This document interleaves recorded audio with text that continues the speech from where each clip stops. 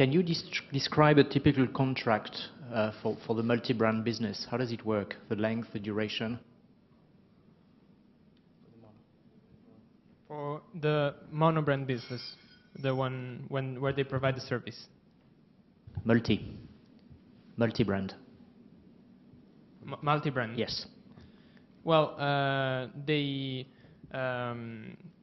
their suppliers are the luxury brands, and they buy the stock in advance because their main website is yux.com, which, as I mentioned before, sells end-of-season luxury products, which means products of the previous season, and therefore they buy the stock in advance, like 6 months in advance, and afterwards they have some software that optimizes both the sale of the supply.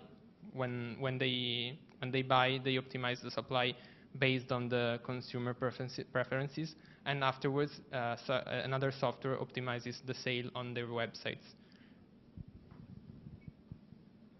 So basically they actually have to buy the product before selling it to the customer, right? Yeah, in the multi-brand business, they have to buy the product, and then Okay. the product is in propriety of Yux, and then Yux have to sell it, differently Okay. from monobrand one. And is it always that the product is end of season?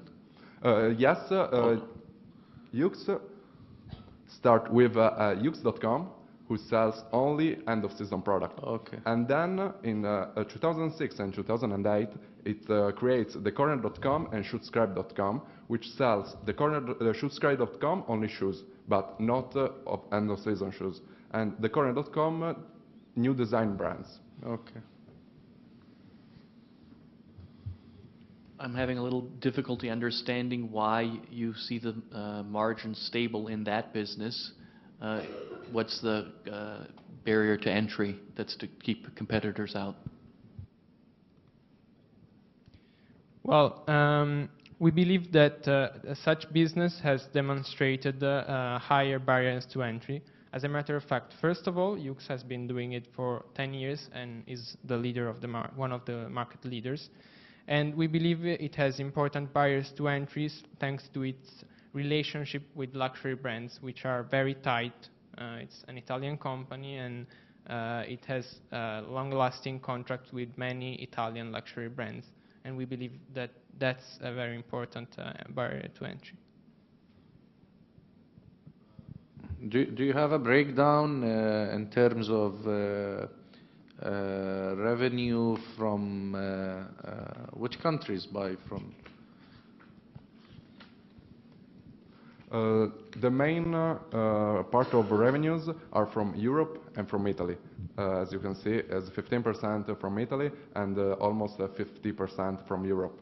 Other countries, the other two main countries are the USA, and which are at 30% of revenues, and Japan with 9% of revenues. And the emerging countries are only at 4%, and other countries in the world. And what do you think of the, the luxury products sort of market, not the online luxury product, especially in Europe and North America?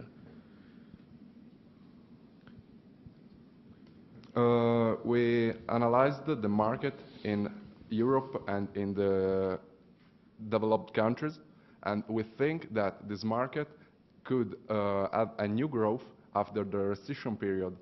And so we don't only consider the new growing markets as Asia or Latin America, but we also considered the market as the old market as Europe and the USA, which will have future growth.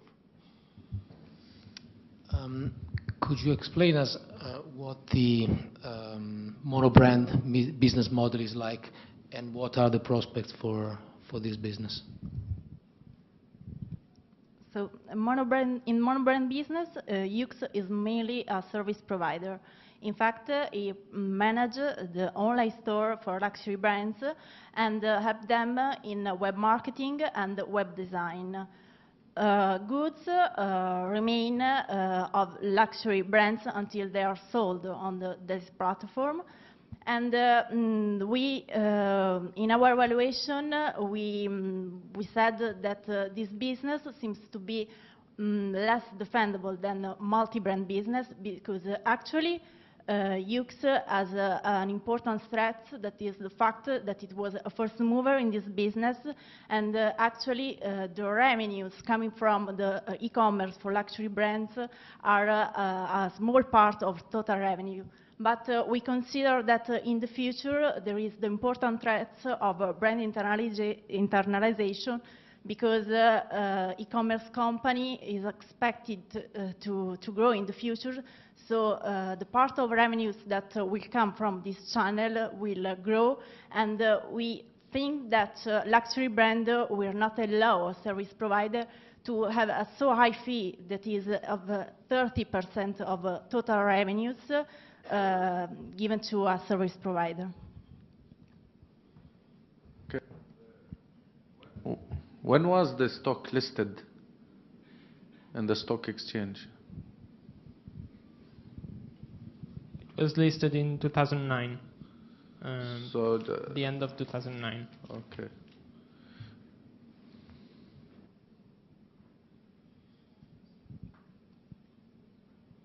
So basically the performance we have seen, the stock performance. Yeah, that's practically starting from the IPO. Okay. That's the beginning of 2012, 10, I believe, which is right after the IPO. So. And relative to the overall market, how did it perform? The YOOX has a higher performance than the overall market, and according to our report and our analysis, against FTSE MIB, it was the main index in Italy. It has a 99% over FTSE MIB in the last year. Okay. And you mentioned that in the valuation part, you mentioned something about a private label in terms of valuation based on an option or real option. What exactly is meant by private label? Our assumption on the private label are that the strategic option will expire in 2016. Sales will reach maturity in terms of percentage of multi-brand sales at 10% in 2020. Gross profit margin grows from 44% in 2016 to 47% in 2020. According to the literature, gross margin in the private label is between 6 and 10 percentage points more than multi-brand business. Moreover, brand reputation is very important for the success of this project. So we assume marketing expense that goes in terms of percentage of sales that goes from around 52% in 2016 to 20% in 2020. The result is an operating margin of 15% in 2020.